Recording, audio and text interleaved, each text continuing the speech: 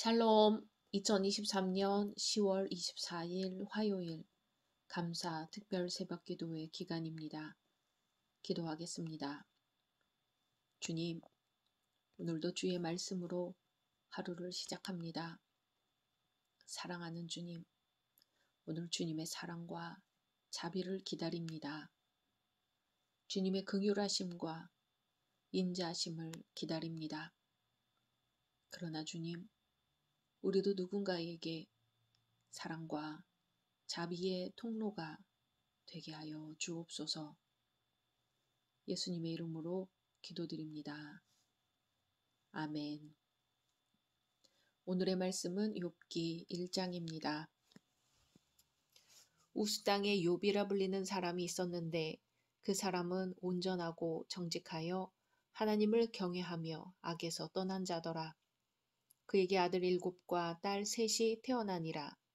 그의 소유물은 양이 7,000마리요, 낙타가 3,000마리요, 소가 500결이요, 암나귀가 500마리이며 종도 많이 있었으니 이 사람은 동방 사람 중에 가장 훌륭한 자라. 그의 아들들이 자기 생일에 각각 자기의 집에서 잔치를 베풀고 그의 누이 3명도 청하여 함께 먹고 마시더라. 그들이 차례대로 잔치를 끝내면 욥이 그들을 불러다가 성결하게 하되 아침에 일어나서 그들의 명수대로 번제를 드렸으니 이는 욥이 말하기를 혹시 내 아들들이 죄를 범하여 마음으로 하나님을 욕되게 하였을까 함이라. 욥의 행위가 항상 이러하였더라. 하루는 하나님의 아들들이 와서 여호와 앞에 섰고 사탄도 그들 가운데에 온지라. 여호와께서 사탄에게 이르시되 내가 어디서 왔느냐. 사탄이 여호와께 대답하여 이르되 땅을 두루 돌아 여기저기 다녀왔나이다. 여호와께서 사탄에게 이르시되 내가 내 종 욥을 주의하여 보았느냐. 그와 같이 온전하고 정직하여 하나님을 경외하며 악에서 떠난 자는 세상에 없느니라. 사탄이 여호와께 대답하여 이르되 욥이 어찌 까닭 없이 하나님을 경외하리이까. 주께서 그와 그의 집과 그의 모든 소유물을 울타리로 두르심 때문이 아니니이까. 주께서 그의 손으로 하는 바를 복되게 하사 그의 소유물이 땅에 넘치게 하셨음이니이다. 이제 주의 손을 펴서 그의 모든 소유물을 치소서. 그리하시면 틀림없이 주를 향하여 욕하지 않겠나이까. 여호와께서 사탄에게 이르시되 내가 그의 소유물을 다 내 손에 맡기노라. 다만 그의 몸에는 내 손을 대지 말지니라. 사탄이 곧 여호와 앞에서 물러가니라. 하루는 욥의 자녀들이 그 맏아들의 집에서 음식을 먹으며 포도주를 마실 때에 사환이 욥에게 와서 아뢰되 소는 밭을 갈고 나귀는 그 곁에서 풀을 먹는데 스바 사람이 갑자기 이르러 그것들을 빼앗고 칼로 종들을 죽였나이다. 나만 홀로 피하였으므로 주인께 아뢰러 왔나이다. 그가 아직 말하는 동안에 또 한 사람이 와서 아뢰되 하나님의 불이 하늘에서 떨어져서 양과 종들을 살라버렸나이다. 나만 홀로 피하였으므로 주인께 아뢰러 왔나이다. 그가 아직 말하는 동안에 또 한 사람이 와서 아뢰되 갈대아 사람이 새 무리를 지어 갑자기 낙타에게 달려들어 그것을 빼앗으며 칼로 종들을 죽였나이다. 나만 홀로 피하였으므로 주인께 아뢰러 왔나이다. 그가 아직 말하는 동안에 또 한 사람이 와서 아뢰되 주인의 자녀들이 그들의 맏형의 집에서 음식을 먹으며 포도주를 마시는데 거친 들에서 큰 바람이 와서 집 내 모퉁이를 치매 그 청년들 위에 무너짐으로 그들이 죽었나이다. 나만 홀로 피하였으므로 주인께 아뢰러 왔나이다 한지라.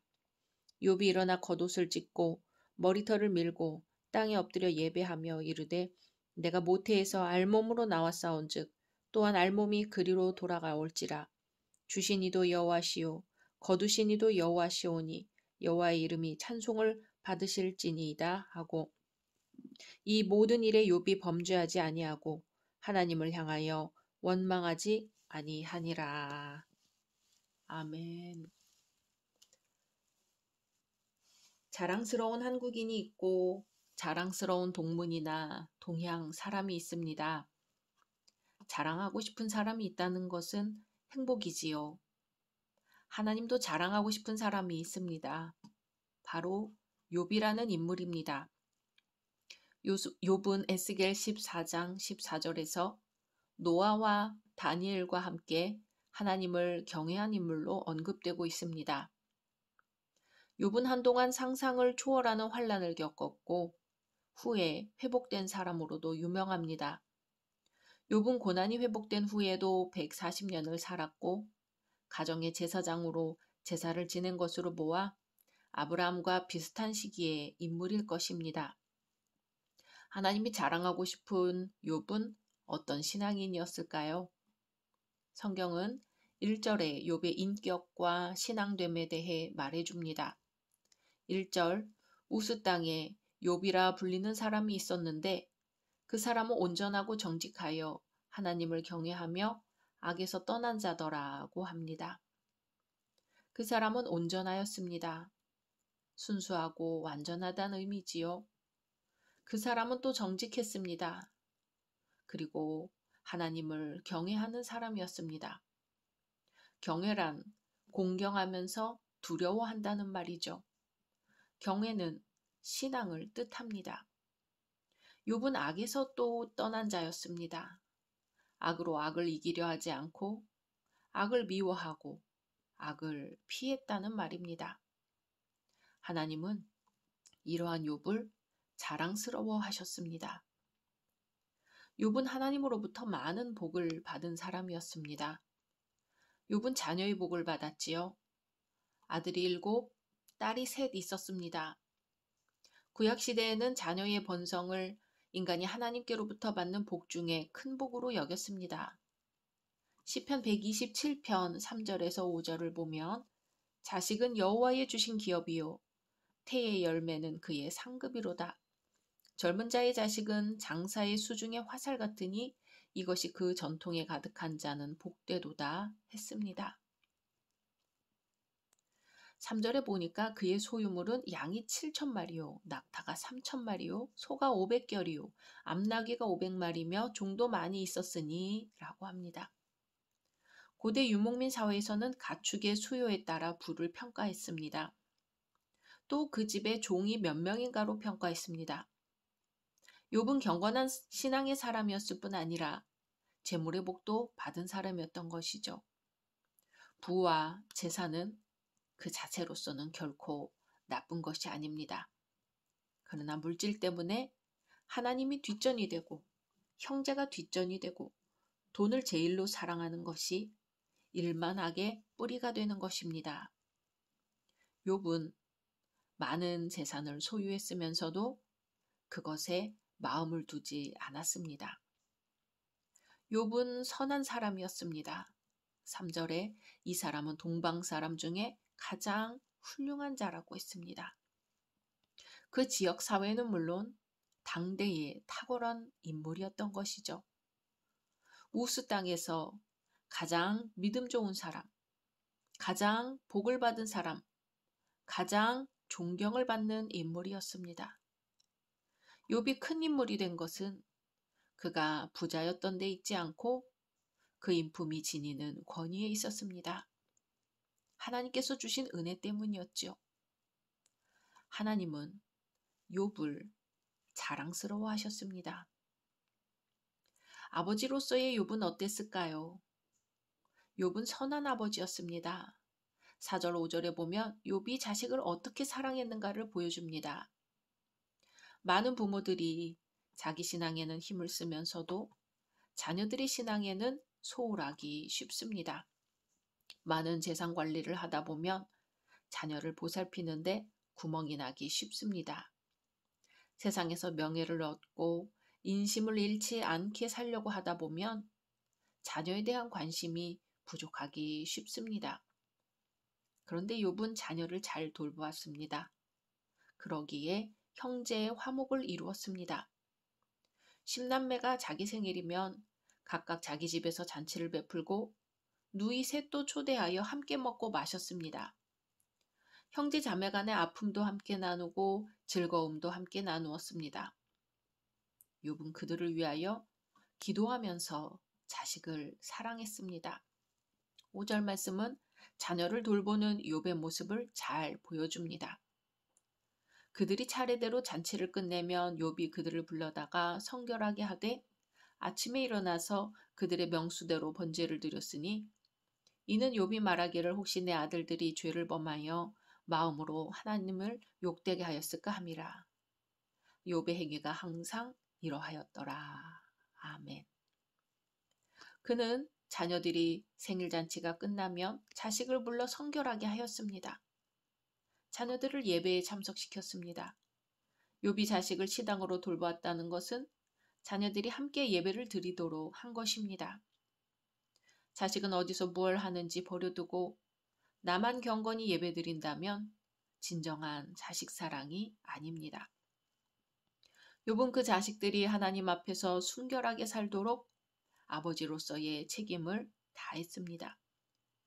욥은 그 자녀들이 집안에 은금을 쌓아두기보다는 믿음 안에서 살기를 원했고 세상의 권세를 가지고 사는 것보다는 성결한 자녀로 살기를 원했습니다. 이것이 자식 사랑입니다. 우리 자녀들은 하나님께서 우리에게 위탁하신 하나님의 자녀들입니다.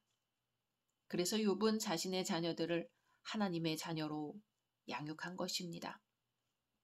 그러던 어느 날 사단이 하나님을 찾아왔습니다.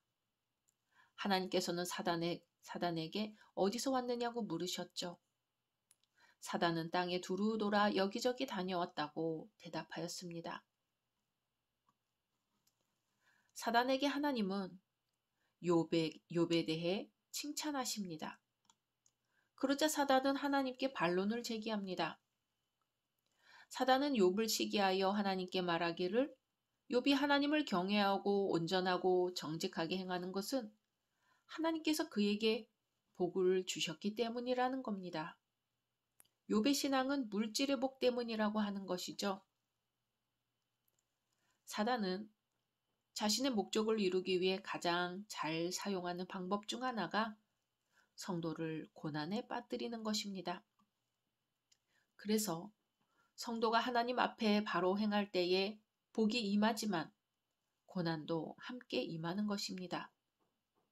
때문에 우리는 의를 행하다가 핍박당하고 고난당할 때 이상하게 여기지 말아야 할 것입니다. 그럴 때 중요한 것은 그러한 시험을 믿음으로 극복하고 하나님이 예비하신 더 큰 복을 받아야 한다는 것이죠. 경건한 사람의 은총은 대부분 고난을 통해 옵니다. 하나님은 일어나는 법을 가르치기 위해 먼저 넘어뜨리기도 하십니다. 사단은 욥의 신앙을 무시했습니다. 하나님께서 욥에게 주신 물질적인 복이 상실되면 욥의 신앙 또한 사라질 것으로 생각했습니다. 철저히 기복적인 신앙이지요. 그러나 하나님은 욥의 신앙을 인정하셨습니다.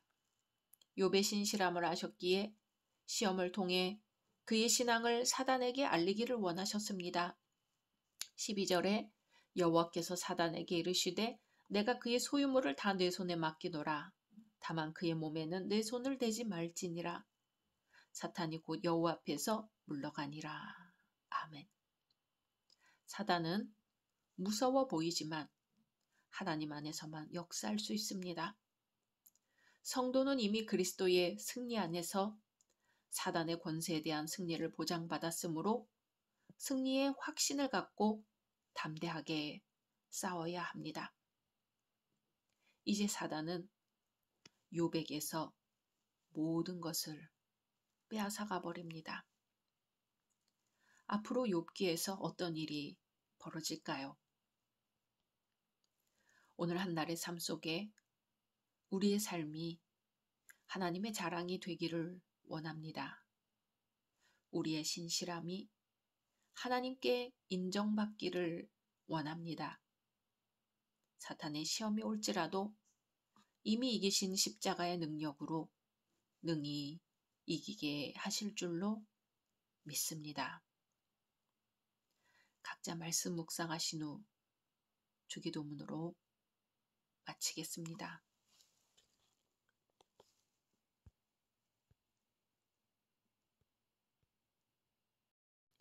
샬롬.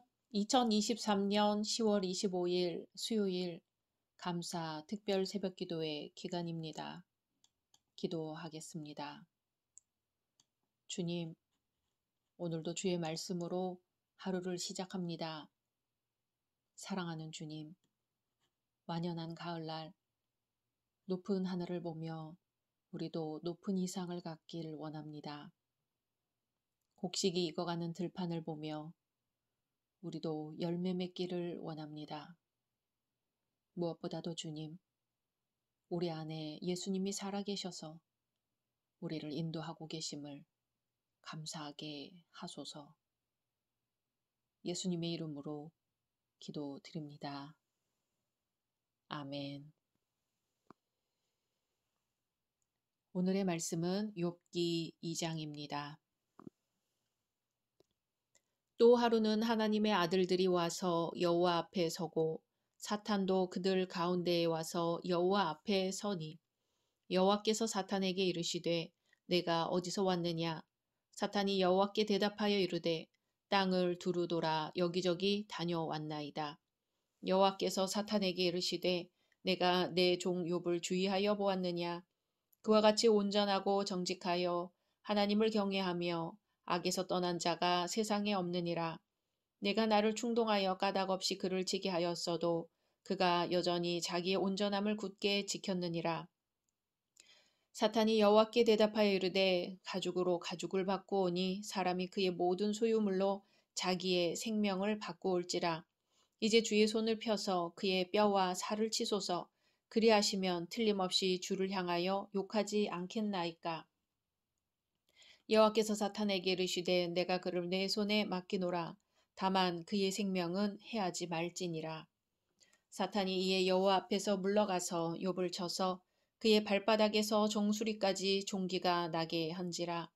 욥이 제 가운데 앉아서 질그릇 조각을 가져다가 몸을 긁고 있더니 그의 아내가 그에게 이르되 당신이 그래도 자기의 온전함을 굳게 지키느냐? 하나님을 욕하고 죽으라. 그가 이르되 그대의 말이 한 어리석은 여자의 말 같도다. 우리가 하나님께 복을 받았은즉 화도 받지 아니하겠느냐 하고 이 모든 일에 욥이 입술로 범죄하지 아니하니라. 그때에 욥의 친구 세 사람이 이 모든 재앙이 그에게 내렸다 함을 듣고 각각 자기 지역에서부터 이르렀으니 곧 대만 사람 엘리바스와 수아 사람 빌닷과 나아마 사람 소발이라. 그들이 욥을 위문하고 위로하려 하여 서로 약속하고 오더니 눈을 들어 멀리 보매 그가 욥인 줄 알기 어렵게 되었으므로 그들이 일제히 소리질러 울며 각각 자기의 겉옷을 찢고 하늘을 향하여 티끌을 날려 자기 머리에 뿌리고 밤낮 7일 동안 그와 함께 땅에 앉았으나 욥의 고통이 심함을 보므로 그에게 한마디도 말하는 자가 없었더라. 아멘. 어느 시대나 한 분야에서 그 시대를 대표하는 사람이 있습니다. 욥은 자기 시대에서 하나님께서 자랑스러워하신 대표적인 인물이었습니다. 욥은 동방에서 믿음으로 하나님을 섬긴 최고의 의인이었습니다. 가장 경건하게 살았습니다. 최고로 깨끗하게 지냈습니다. 신령과 진정으로 예배를 드렸습니다. 그런 그에게 상상할 수조차 없었던 비극이 찾아왔습니다. 자녀 10명이 모여 생일 파티를 하다가 한꺼번에 죽었습니다. 욥의 그 많던 재산이 모두 노략질 당했습니다. 설상가상으로 몸은 종기가 나서 잿더미에 앉아 질그릇 조각으로 몸을 긁고 있습니다. 동방 최고의 사람이 동방 최하의 사람이 되어버리고 말았습니다. 이런 상황에서 욥은 어떻게 했을까요? 욥은 믿음을 지킵니다. 욥이 상상할 수 없는 어려운 공경에 처하자 욥의 아내는 말합니다. 9절에 당신이 그래도 자기의 온전함을 굳게 지키느냐? 하나님을 욕하고 죽으라고 합니다. 그러나 욥은 대답합니다. 10절에 그대의 말이 한 어리석은 여자의 말 같도다. 우리가 하나님께 복을 받았은즉 화도 받지 아니하겠느냐 하고 이 모든 일에 욥이 입술로 범죄하지 아니하니라. 아멘. 욥은 아무리 어려운 일이 있어도 하나님의 뜻이 무엇인지를 분별하고자 했습니다. 모든 문제에는 답이 있습니다. 그러나 성도는 여러 가지 해결책 중에서도 하나님의 뜻을 찾아야 합니다. 욥은 이러한 상황에서 하나님을 의지합니다. 모든 것을 하나님께 맡겼습니다. 욥이 당한 처절한 상황에 대해 항의하며 하나님을 저주하라는 아내의 말에 복을 받았으면 재앙도 받을 수 있는 것이 아니냐고 반문하지요.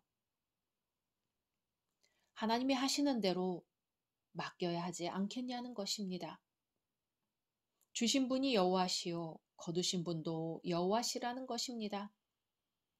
빈손으로 왔으니 빈손으로 가는 인생이 뭐 이상하냐는 것입니다. 그동안 주셔서 누린 것만으로도 감사하다는 것입니다. 욥은 소망을 버리지 않습니다. 욥은 누구라도 절망할 상황에서 입술로 범죄하지 않았습니다. 욥의 이러한 고백 속에는 하나님을 향한 절대적인 소망이 들어 있습니다. 하나님 나라를 향한 소망은 우리 인생의 둯대를 선명하게 보여주는 흔들리지 않는 소망이며 성도의 영원한 재산입니다. 욥의 소식을 듣고 친구들이 찾아옵니다. 위로가 필요한 시기에 위로를 받을 수 있는 사람은 행복한 사람입니다. 친구가 모진 고난을 겪고 있다는 소식을 듣고 제일 먼저 찾아온 사람들이 욥의 세 친구입니다. 대만 사람 엘리바스, 수아 사람 빌닷, 나아마 사람 소발입니다. 이들이 서로 약속하고 온 것으로 보아 오랜 세월 동안 막역한 우정을 이어온 사이였음을 알 수 있습니다. 그래서 욥이 고난당한다는 소식을 듣고 자기들끼리 긴밀히 연락을 취한 것입니다. 그리고 그 먼 거리를 마다 않고 한 걸음에 달려왔습니다. 이들이 찾아온 것은 그 자체로 욥에게는 큰 위로가 됐을 것입니다. 오늘 말씀에서 우리는 위로가 무엇인가를 배우게 됩니다. 위로는 찾아가는 것입니다. 12절에 눈을 들어 멀리 보매 그가 욥인 줄 알기 어렵게 되었으므로 그들이 일제히 소리질러 울며 각각 자기의 겉옷을 찢고 하늘을 향하여 티끌을 날려 자기 머리에 뿌렸다 합니다. 이것은 이스라엘 백성들이 극도의 슬픔을 나타낼 때 보인 모습이지요. 욥의 친구들이 처음 욥을 만나서 보인 태도는 함께 울고 함께 슬픔을 나눈 것입니다. 욥의 친구들이 욥의 마음을 알아주고 그와 고통을 함께 나눈 것입니다. 욥의 마음을 공감하고 그 마음을 어루만져 준 것이죠. 욥은 위로를 받았을 것입니다. 사람이 고난을 당하면 그 마음이 충격을 받습니다. 마음이 짓눌려 무겁고 슬퍼서 힘이 들고 아프고 고통스럽습니다. 이때 그 마음을 알아주고 그 마음을 공감해 준다는 것은 너무나 중요한 일이지요. 함께 슬퍼하고 함께 울어줘야 합니다. 그래야 그 상처받은 마음을 어루만져 줄 수 있기 때문입니다. 여기에서 위로가 시작됩니다. 또 위로는 함께 있어주는 것입니다. 13절에 밤낮 7일 동안 그와 함께 땅에 앉았으나 욥의 고통이 심함을 보므로 그에게 한마디도 말하는 자가 없었더라 합니다. 욥이 상처가 너무 고통스러워 7일 밤낮을 땅바닥에 앉아 있었다는 거죠. 욥의 그 사랑스러운 자녀들이 한날 한시에 다 죽고 재산도 다 사라졌습니다. 그 많던 종들도 사라졌습니다. 욥을 시중들 사람도 없습니다. 곁에 있던 아내는 오히려 욥을 저주합니다. 욥은 극심한 고통 가운데 철저히 홀로 남겨졌습니다. 혼자서 그 고통과 싸워야 했습니다. 이때 욥의 세 친구가 찾아왔습니다. 슬픔을 나누며 마음을 어루만져 주었습니다. 그리고 욥이 가장 힘들 때 무려 7일 밤낮을 그 곁을 지켰습니다. 욥에게 얼마나 큰 위로가 되었을까요? 사람이 고난당할 때 혼자 남겨지면 그 고난은 감당할 수 없는 무게로 다가옵니다. 외로움이라는 고난 못지않은 무거운 짐이 더해지기 때문이지요. 주님은 우리의 모든 고난과 질고를 지고 가시기 위해 세상에 오셨습니다. 이사야 선지자는 우리 대신 고난받으신 주님에 대해 이렇게 말합니다. 그는 실로 우리의 질고를 지고 우리의 슬픔을 당하였거늘 우리는 생각하기를 그는 징벌을 받아서 하나님에게 맞으며 고난을 당한다 하였노라. 그가 찔림은 우리의 허물을 인함이요 그가 상함은 우리의 죄악을 인함이라. 그가 징계를 받음으로 우리가 평화를 누리고 그가 채찍에 맞음으로 우리가 나음을 입었도다. 아멘. 하나님은 예수 그리스도를 우리에게 보내주시고 그 이름을 임마누엘이라 하셨습니다.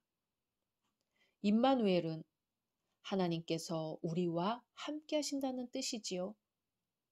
죄로 인해 죽을 수밖에 없는 인생들, 고달픈 인생에 무거운 짐을 짊어지고 힘겹게 살아가야 하는 인생들, 그들 곁에 하나님께서 친히 오셔서 함께 하시겠다는 것입니다. 그 자체가 우리에게는 더할 수 없는 기쁜 소식이 되는 것입니다. 함께 있어주는 것이 위로가 됩니다. 힘겨운 시간을 보내는 사람들 곁을 지켜주십시오. 마지막으로 위로는 침묵입니다. 욥의 세 친구는 욥과 7일 밤낮을 함께 앉아 있었습니다. 욥이 먼저 입을 열기 전까지는 아무도 입을 열지 않았습니다. 욥의 고통에는 말 몇 마디가 아무 의미 없다는 것을 그들은 너무나 잘 알고 있었던 것입니다. 얼마나 위대한 침묵입니까? 그러나 이 침묵 속에는 큰 뜻이 숨어 있습니다. 너의 아픔을 안다는 것입니다. 함께 있기만 해도 상대방의 심정이 전해진다는 것입니다. 때로는 침묵이 이렇듯 진정한 위로가 될 수 있습니다. 자칫 위로한다고 던진 말 한마디가 걷잡을 수 없는 불씨를 만들기도 합니다. 사랑하는 열린 성도 여러분, 위로가 필요 없는 사람은 세상에 없습니다. 오늘 우리 시대는 진정한 위로자를 필요로 합니다. 형통한 날에는 많은 사람이 친구가 되나 어려움을 당하면 멀어집니다. 욥의 세 친구는 욥을 떠나거나 버리거나 배반하지 아니하고 우정을 유지했습니다. 욥이 형통했을 때와 똑같이 변하지 않는 진정한 우정으로 욥을 찾아왔습니다. 고난이 없는 인생은 없습니다. 어떤 고난이든 따라오게 되어 있는 것이 우리 인생입니다. 예수님이 그러하셨던 것처럼 고난당하는 사람들의 진정한 위로자가 되는 우리 모두 되기를 주님의 이름으로 소망합니다. 각자 말씀 묵상하신 후 주기도문으로 마치겠습니다.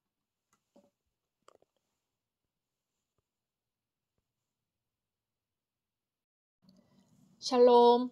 2023년 10월 26일 목요일 감사 특별 새벽 기도의 기간입니다. 기도하겠습니다. 주님, 오늘도 주의 말씀으로 하루를 시작합니다. 사랑하는 주님, 때때로 우리 마음에 절망이 찾아옵니다. 주신 분도 주님이시요, 거두신 분도 주님이시라고 고백하다가도 고난이 닥치면 쉽게 주저앉습니다. 주님, 저희를 붙들어 주소서. 주님의 강한 팔로 저희를 붙들어 주소서. 예수님의 이름으로 기도드립니다. 아멘. 오늘의 말씀은 욥기 3장입니다. 그 후에 욥이 입을 열어 자기의 생일을 저주하니라. 욥이 입을 열어 이르되 내가 난 날이 멸망하였더라면, 산의 아이를 베었다 하던 그 밤도 그러하였더라면, 그날이 캄캄하였더라면, 하나님이 위에서 돌아보지 않으셨더라면, 빛도 그날을 비추지 않았더라면, 어둠과 죽음의 그늘이 그날을 자기의 것이라 주장하였더라면, 구름이 그 위에 덮였더라면, 흑암이 그날을 덮었더라면, 그 밤이 캄캄한 어둠에 잡혔더라면, 해의 날수와 달의 수에 들지 않았더라면, 그 밤에 자식을 베지 못하였더라면, 그 밤에 즐거운 소리가 나지 않았더라면, 나를 저주하는 자들 곧 리워야단을 격동시키기에 익숙한 자들이 그 밤을 저주하였더라면, 그 밤에 새벽별들이 어두웠더라면, 그 밤이 광명을 발할지라도 얻지 못하며 동틈을 보지 못하였더라면 좋았을 것을. 이는 내 모태의 문을 닫지 아니하여 내 눈으로 환난을 보게 하였음이로구나. 어찌하여 내가 태에서 죽어나오지 아니하였던가. 어찌하여 내 어머니가 해산할 때에 내가 숨지지 아니하였던가. 어찌하여 무릎이 나를 받았던가. 어찌하여 내가 젖을 빨았던가.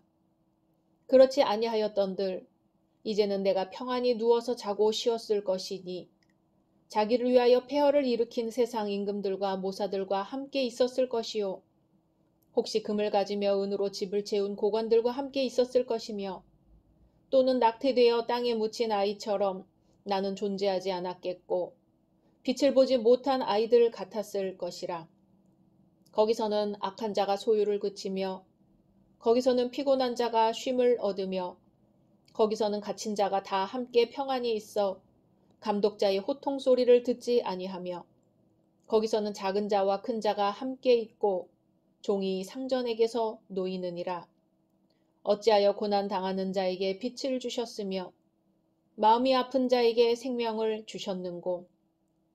이러한 자는 죽기를 바라도 오지 아니하니, 땅을 파고 숨긴 보배를 찾음보다 죽음을 구하는 것을 더하다가 무덤을 찾아 얻으면 심히 기뻐하고 즐거워하나니, 하나님에게 둘러싸여 길이 아득한 사람에게 어찌하여 빛을 주셨는고. 나는 음식 앞에서도 탄식이 나며 내가 앓는 소리는 물이 쏟아지는 소리 같구나. 내가 두려워하는 그것이 내게 임하고 내가 무서워하는 그것이 내 몸에 미쳤구나. 나에게는 평온도 없고 안일도 없고 휴식도 없고 다만 불안만이 있구나. 아멘. 하나님은 무한하시지만 사람은 유한합니다. 무한할 줄로만 알았던 욥의 인내도 바닥을 드러냅니다. 지금까지 고통 가운데서도 원망이나 불평 없이 잘 참아오던 욥이 친구들에게 탄식하기 시작했습니다.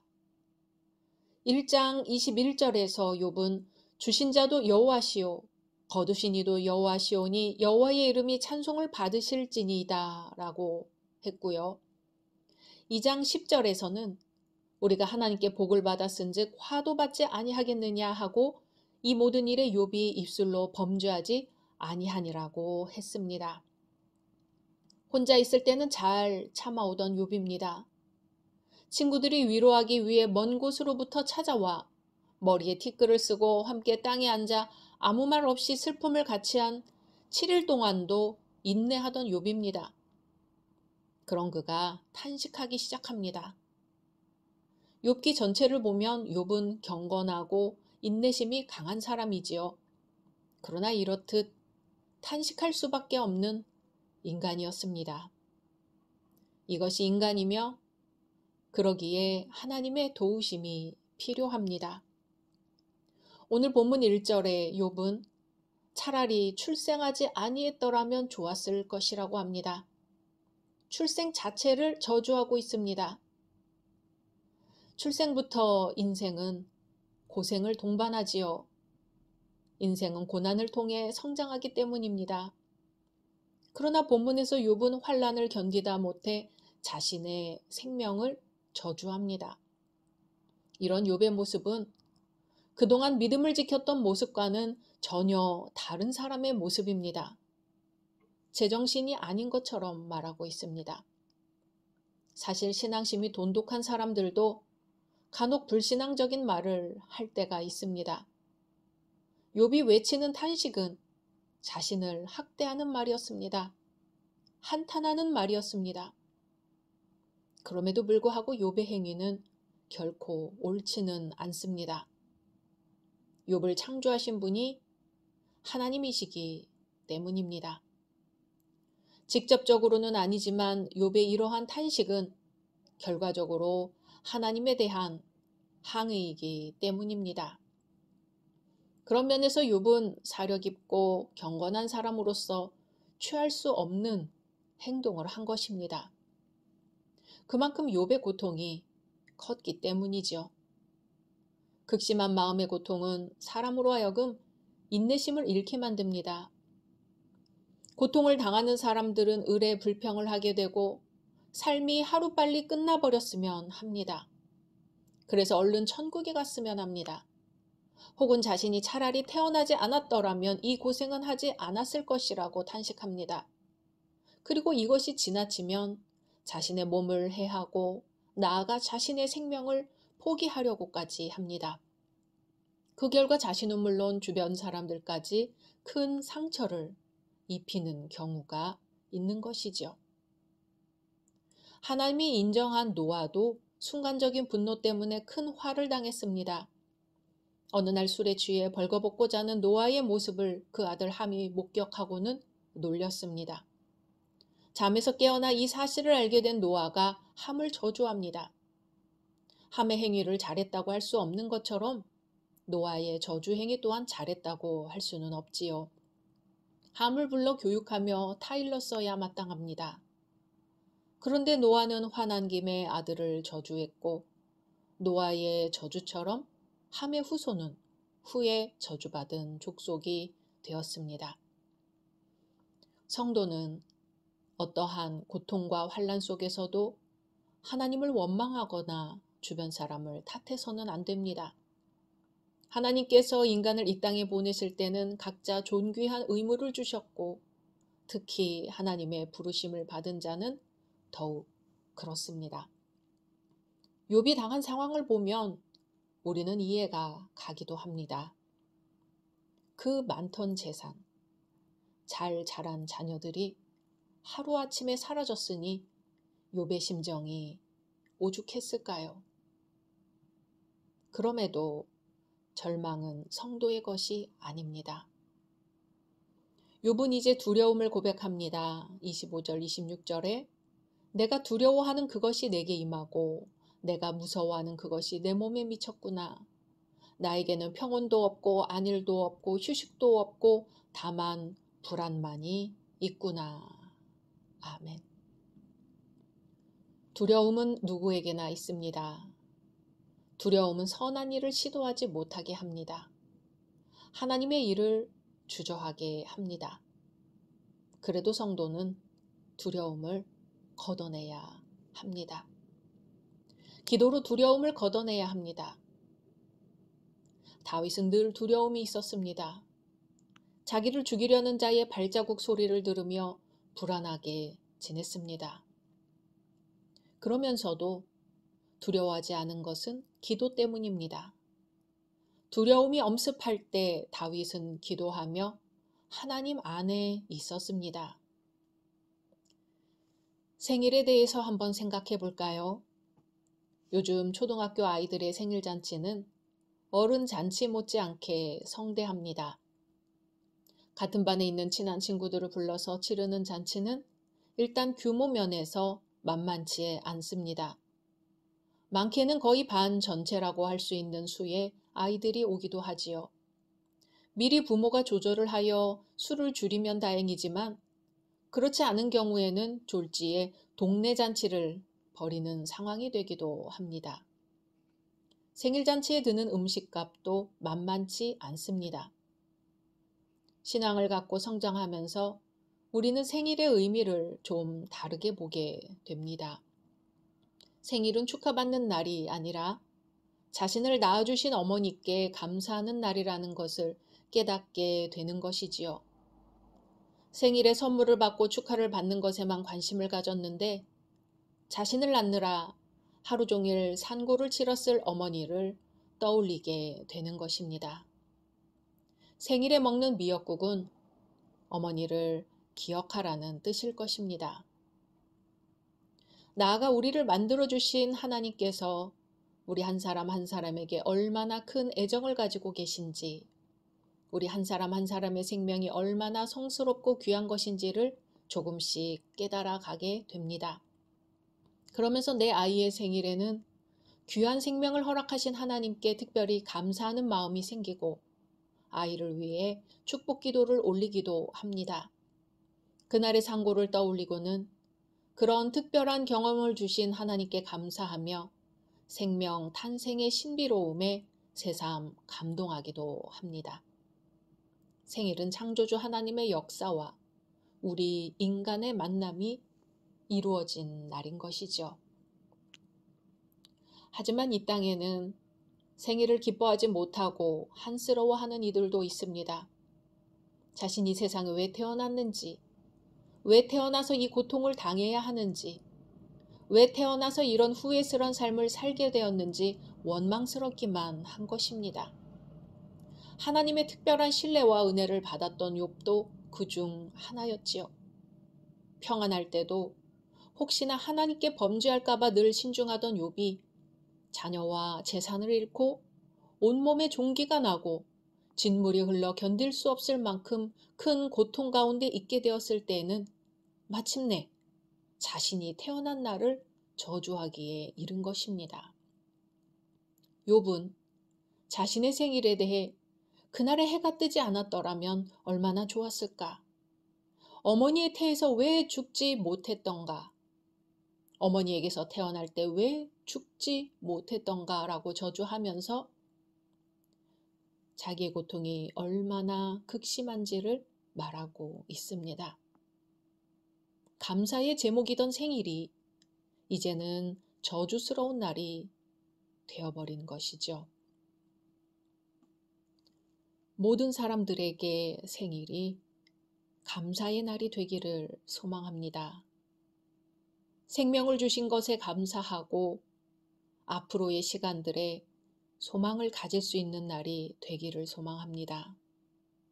최소한 그날만큼은 생명을 주신 이를 기억하고 낳아주신 이를 기억하고 자신에게 주어진 소중한 시간을 생각하는 날이 되기를 소망합니다.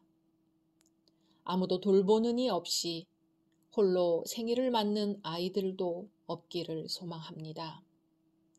앞으로 좋은 날이 펼쳐질 것이라는 소망을 갖는 날이 되기를 바랍니다. 생일에 죽음을 생각하는 이가 없기를 바랍니다. 삶의 무게가 너무 무거워서 생일이 저주스러운 이들이 없기를 바랍니다. 우리가, 성도가 고통받고 외로운 이웃에게 위로가 되어 줌으로써 누군가의 생일에 축복과 감사가 있게 되기를 소망합니다. 늘 함께 하시는 하나님, 임마누엘 하나님처럼 말입니다. 각자 말씀 묵상하신 후 주기도문으로 마치겠습니다.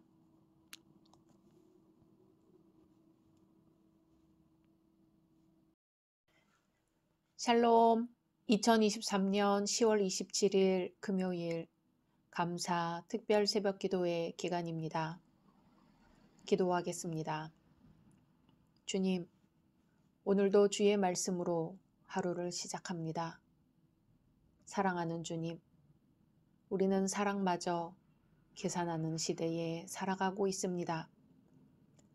조건 없이 주시는 주님의 십자가 사랑은 어리석다고도 합니다. 하지만 주님, 어리석은 십자가의 사랑이 구원에 이르는 유일한 길임을 알게 하옵소서. 예수님의 이름으로 기도드립니다. 아멘. 오늘의 말씀은 욥기 4장입니다. 대만 사람 엘리바스가 대답하여 이르되 누가 내게 말하면 내가 실증을 내겠느냐? 누가 참고 말하지 아니하겠느냐? 보라, 전에 내가 여러 사람을 훈계하였고 손이 늘어진 자를 강하게 하였고 넘어지는 자를 말로 붙들어 주었고 무릎이 약한 자를 강하게 하였거늘 이제 이 일이 내게 이름에 내가 힘들어하고 이 일이 내게 닥침에 내가 놀라는구나. 내 경외함이 내 자랑이 아니냐? 내 소망이 내 온전한 길이 아니냐? 생각하여 보라. 죄 없이 망한 자가 누구인가? 정직한 자의 끊어짐이 어디 있는가? 내가 보건대 악을 밭갈고 독을 뿌리는 자는 그대로 거두나니 다 하나님의 입 기운에 멸망하고 그의 콧김에 사라지느니라. 사자의 우는 소리와 젊은 사자의 소리가 그치고 어린 사자의 이가 부러지며 사자는 사냥한 것이 없어 죽어가고 암사자의 새끼는 흩어지느니라. 어떤 말씀이 내게 가만히 이르고 그 가느다란 소리가 내 귀에 들렸었나니 사람이 깊이 잠들 즈음 내가 그 밤에 본 환상으로 말미암아 생각이 번거로울 때에 두려움과 떨림이 내게 이르러서 모든 뼈마디가 흔들렸느니라. 그때의 영이 내 앞으로 지나매 내 몸의 털이 쭈뼛하였느니라. 그 영이 서 있는데 나는 그 형상을 알아보지는 못하여도 오직 한 형상이 내 눈 앞에 있었느니라. 그때에 내가 조용한 중에 한 목소리를 들으니 사람이 어찌 하나님보다 의롭겠느냐? 사람이 어찌 그 창조하신 이보다 깨끗하겠느냐? 하나님은 그의 종이라도 그대로 믿지 아니하시며 그의 천사라도 미련하다 하시나니 하물며 흙집에 살며 티끌로 털을 삼고 하루살이 앞에서라도 무너질 자이겠느냐? 아침과 저녁 사이에 부스러져 가루가 되며 영원히 사라지되 기억하는 자가 없으리라. 장막줄이 그들에게서 뽑히지 아니하겠느냐? 그들은 지혜가 없이 죽느니라. 아멘. 누군가를 책망할 때는 신중해야 합니다. 특히 고난 중에 있는 사람에게 당신이 잘못해서 그렇다고 하면서 고난의 원인을 고난당하는 사람에게 돌리며 책망하는 것은 매우 조심해야 합니다. 욥은 말로 다할 수 없는 고난을 받았습니다. 욥의 친구들이 찾아와 욥을 위로했습니다. 일주일을 함께 하면서 함께 고난에 동참했습니다. 거기까지는 친구들이 잘했습니다. 그러다가 친구들이 욥의 불평하는 소리를 듣고 욥을 책망하기 시작합니다. 욥은 과거에 어려움을 당한 사람들에게 도움을 주었습니다. 그런데 욥이 도와주었던 사람들이 어려웠던 것과 같이 이제는 그 어려움이 욥에게 임했습니다. 엘리바스는 어려운 사람들을 돕던 욥이 동일한 어려움을 당했는데 욥이 그것을 불평한다고 책망합니다. 엘리바스는 욥이 연약한 사람들을 돕던 것을 잘 알고 있었습니다. 그리고 욥이 이전에 다른 사람들을 위로했던 것도 알고 있었습니다. 욥은 그의 자식들이나 종들뿐만 아니라 그의 이웃과 친구들과 같은 많은 사람들을 교훈했습니다.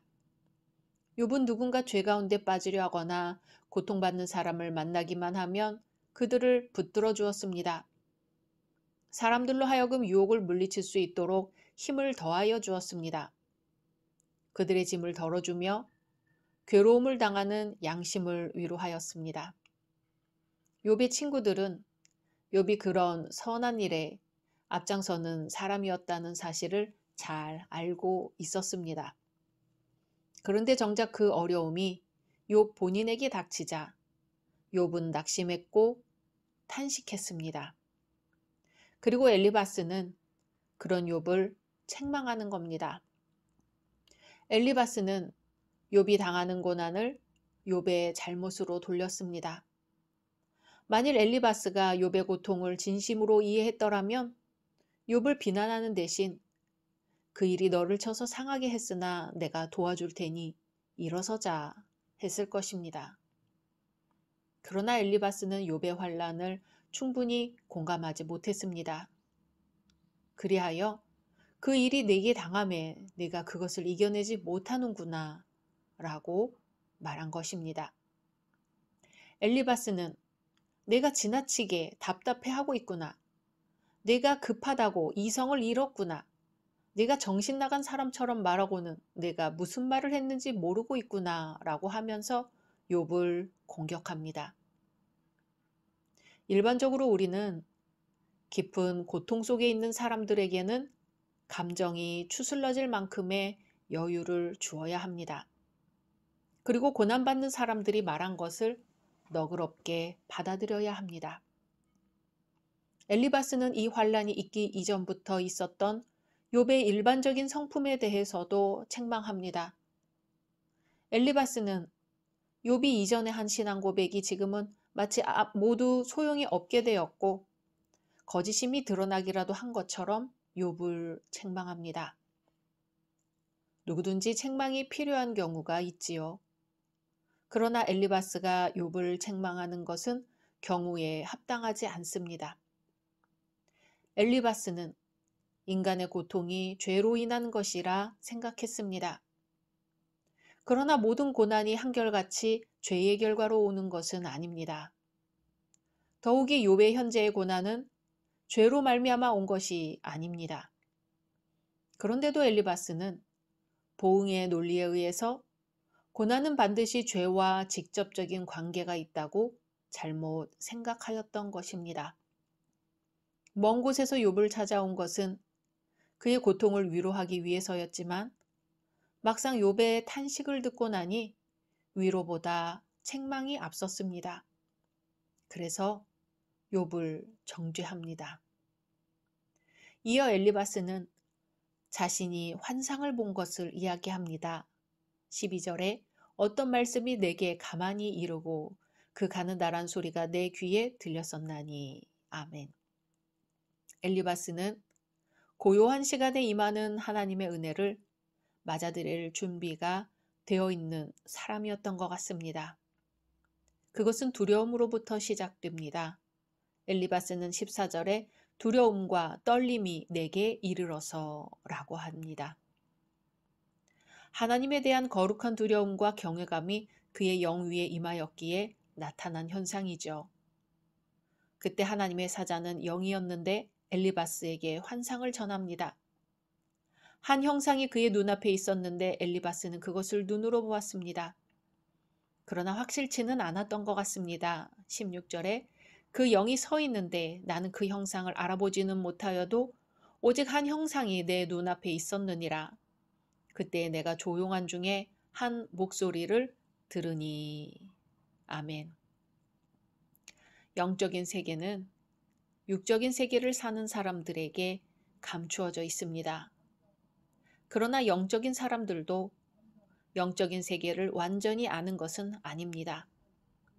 엘리바스는 알지 못했던 것을 경험하여 매우 놀랐습니다. 엘리바스에게 환상이 전달되기 전에 그곳에는 고요한 침묵이 있었습니다. 우리가 하나님으로부터 말씀을 듣거나 말씀을 드리려고 할 때 우리는 먼저 고요한 시간을 가지는 것이 좋습니다. 우리의 생각을 내려놓고 우리 자신을 하나님께 전념하는 것이지요. 엘리바스에게 들리는 음성은 세미했습니다. 엘리바스에게 임한 하나님의 영은 이렇게 말씀합니다. 17절에 사람이 어찌 하나님보다 의롭겠느냐? 사람이 어찌 그 창조하신 이보다 깨끗하겠느냐? 아멘. 인간이 하나님보다 더 의롭고 거룩할 수 없다는 것이지요. 오늘 말씀은 21절에 그들은 지혜가 없이 죽느니라로 끝맺음됩니다. 이 말은 인간이 아무리 지혜롭다고 해도 죽음의 때가 닥치면 지혜 없는 자처럼 허무하게 죽어간다는 사실을 지적하며 죽음의 문제 앞에 어떤 해답도 제시할 수 없는 인간의 지혜의 한계를 지적합니다. 엘리바스는 자신의 특별한 이 신적인 경험을 통해 이러한 인간의 연약함과 한계를 분명하게 지적하므로 욥의 결백을 어리석고 잘못된 주장이라고 말하는 것입니다. 엘리바스의 이러한 주장은 일면 일리가 있습니다. 그리고 성경의 내용과도 부합하는 것이 많은 게 사실이죠. 하지만 이것은 욥이 처한 상황을 이해하기보다는 자신의 판단 기준으로 그를 정죄하며 더 큰 상처를 주고 있습니다. 우리는 엘리바스의 책망을 통해 무엇을 알 수 있을까요? 냉정한 권면 속에는 언제나 뜨거운 사랑이 수반되어야 한다는 것이지요. 왜냐하면 사랑이 없는 선행은 무가치하기 때문입니다. 그래서 성경은 충고와 권면을 할 때에는 사랑과 친절에 기초를 두라고 기록하고 있습니다. 욥의 세 친구 중 아마 가장 나이 많은 것으로 추측되는 엘리바스는 대만 사람입니다. 대만 사람은 지혜 있기로 유명합니다. 그러나 오늘 엘리바스의 책망은 위험합니다. 인과 응보의 원리에만 근거를 두고 있기 때문입니다. 참 진리이시고 참 지혜이신 예수 그리스도에게서 나온 지혜만이 진정한 위로와 권면이 될 수 있습니다. 오늘 우리를 통해 나오는 모든 말, 모든 행실이 예수 그리스도께서 주시는 지혜에서 나오는 것이기를 소망합니다. 그리하여 누군가에게 진정한 위로로 다가갈 수 있기를 소망합니다. 각자 말씀 묵상하신 후 주기도문으로 마치겠습니다.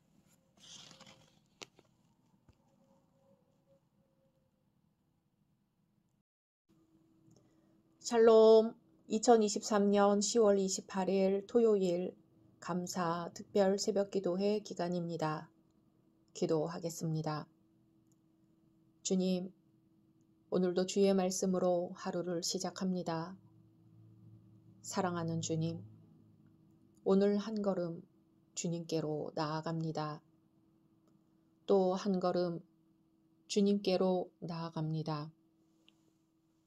소명, 거듭남, 회개, 칭의, 성화를 향해 나아가게 하소서. 예수님의 이름으로 기도드립니다. 아멘. 오늘의 말씀은 욥기 5장입니다. 너는 부르짖어 보라. 내게 응답할 자가 있겠느냐? 거룩한 자 중에 내가 누구에게로 향하겠느냐?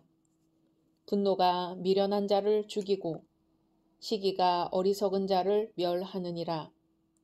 내가 미련한 자가 뿌리 내리는 것을 보고 그의 집을 당장에 저주하였노라.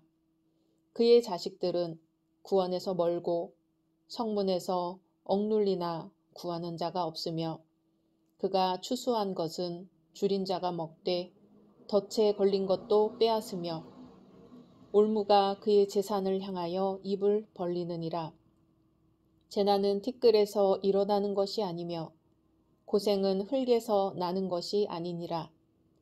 사람은 고생을 위하여 났으니 불꽃이 위로 날아가는 것 같으니라. 나라면 하나님을 찾겠고 내 일을 하나님께 의탁하리라. 하나님은 헤아릴 수 없이 큰 일을 행하시며 기이한 일을 셀 수 없이 행하시나니 비를 땅에 내리시고 물을 밭에 보내시며 낮은 자를 높이 드시고 애곡하는 자를 일으키사 구원에 이르게 하시느니라.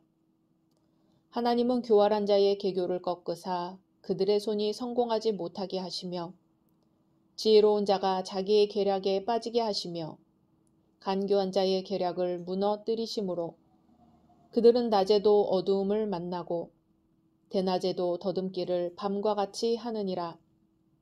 하나님은 가난한 자를 강한 자의 칼과 그 입에서 또한 그들의 손에서 구출하여 주시나니 그러므로 가난한 자가 희망이 있고 악행이 스스로 입을 다무느니라. 볼지어다 하나님께 징계받는 자에게는 복이 있나니 그런즉 너는 전능자의 징계를 업신여기지 말지니라. 하나님은 아프게 하시다가 싸매시며 상하게 하시다가 그의 손으로 고치시나니 6가지 환난에서 너를 구원하시며 7가지 환난이라도 그 재앙이 내게 미치지 않게 하시며 기근 때의 죽음에서 전쟁 때의 칼의 위협에서 너를 구원하실 터인즉 내가 혀의 채찍을 피하여 숨을 수가 있고 멸망이 올 때에도 두려워하지 아니할 것이라. 너는 멸망과 기근을 비웃으며 들 짐승을 두려워하지 말라. 들에 있는 돌이 너와 언약을 맺겠고 들 짐승이 너와 화목하게 살 것이니라. 내가 내 장막의 평안함을 알고 내 우리를 살펴도 잃은 것이 없을 것이며 내 자손이 많아지며 내 후손이 땅의 풀과 같이 될 줄을 내가 알 것이라. 내가 장수하다가 무덤에 이르리니 마치 곡식단을 제때에 들어올림 같으니라. 볼지어다 우리가 연구한 바가 이와 같으니 너는 들어보라. 그러면 내가 알리라. 아멘. 사람마다 가정마다 국가적으로도 어려운 시기를 살아가야 할 때가 있습니다. 이러한 어려움들은 오늘날만 있는 것이 아니고 언제나 있었고 앞으로도 계속 있을 것입니다. 하나님을 섬기는 사람들에게도 고난이 면제되는 것은 아닙니다. 본문은 7절에 인생은 고난을 위하여 났나니 라고 말씀하고 있습니다. 누구나 겪는 고생의 삶인데 어떤 이는 고생을 슬기롭게 헤쳐나가며 이를 역이용하여 더 큰 유익의 기회로 삼는 사람이 있는가 하면 어떤 사람은 이를 이기지 못하여 낙심하며 쓰러지기도 합니다. 모두가 싫어하는 고난, 그러나 누구에게도 예외가 없는 고난에 대하여 욥기서의 말씀은 우리로 묵상하게 합니다. 성경에서 말하는 고난의 이유가 무엇일까요? 인간의 잘못의 대가로 오는 고난이 있습니다. 스바냐 1장 17절에 내가 사람들에게 고난을 내려 소경같이 행하게 하리니 이는 그들이 나 여호와께 범죄하였음이라 했습니다. 그들이 받는 고난이 하나님께 죄를 범했기 때문이라는 것입니다. 나라의 법을 어기면 국법에 의해 형벌을 받아야 하듯 하나님께 죄를 범하면 하나님이 내리시는 징벌이 있습니다.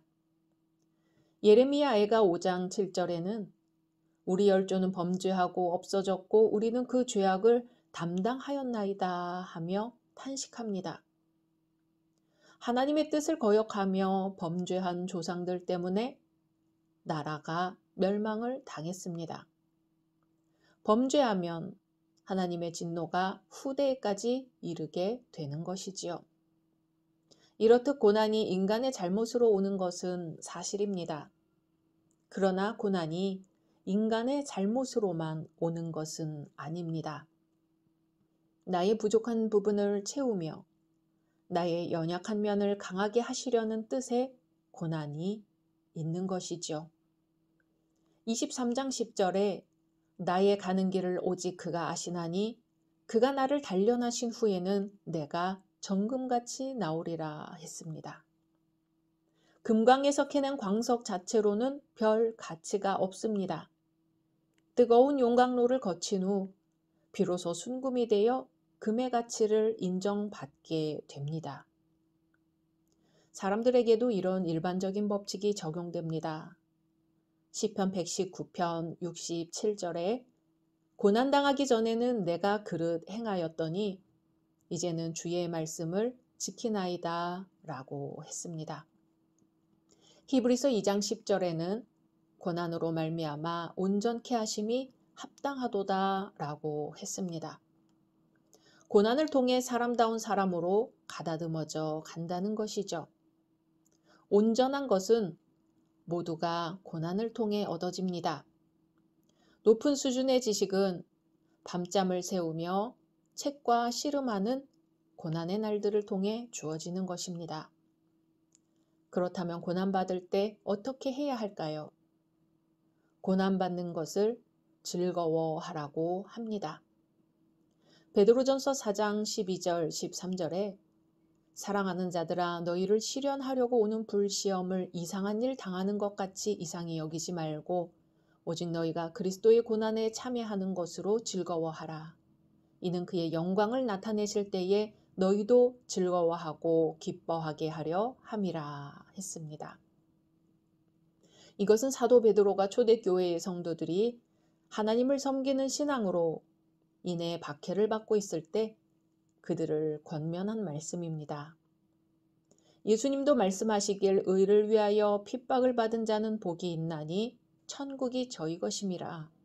나를 인하여 너희를 욕하고 핍박하고 거짓으로 너희를 거스려 모든 악한 말을 할 때에는 너희에게 복이 있나니 기뻐하고 즐거워하라. 하늘에서 너희의 상이 큼이라. 너희 전에 있던 선지자들을 이같이 핍박하였느니라 하였습니다. 하나님의 영광을 위한 고난이나 수고나 헌신의 땀방울은 고귀한 것입니다. 하나님께서 기억하시고 금세가 아니면 내세에 복으로 갚아주시기 때문입니다. 또 고난받을 때 어떻게 해야 할까요? 고난받을 때 기도해야 합니다. 야고보서 5장 13절에 너희 중에 고난당하는 자가 있느냐? 저는 기도할 것이요. 즐거워하는 자가 있느냐? 저는 찬송할지니라 했습니다. 누구나 고난을 싫어하지만 누구에게나 고난은 있습니다. 누구도 피해갈 수 없는 것이 고난이지요. 그러나 고난은 고난으로 끝나는 것이 아닙니다. 고난을 이긴 뒤에는 반드시 예비된 복이 있습니다. 천둥과 번개 속에 생명의 단비가 있는 것과 같습니다. 하나님은 사람을 쓰시기 전 반드시 그 사람을 연단시키십니다. 훈련된 병사가 적군을 이기는 강군이 됩니다. 하나님은 자녀들을 눈동자같이 지키시되 독수리같이 연단을 시키십니다. 독수리가 날짐승의 왕이 되는 것은 결코 저절로 되는 것이 아니지요. 어미 독수리로부터 극한 고난의 훈련 과정을 거쳐 이루어집니다. 18절에 하나님은 아프게 하시다가 싸매시며 상하게 하시다가 그 손으로 고치신다 했습니다. 우리 하나님은 상하게 하시지만 치료하시는 하나님, 회복하게 하시는 하나님, 위로하시는 하나님, 복 주시는 하나님입니다.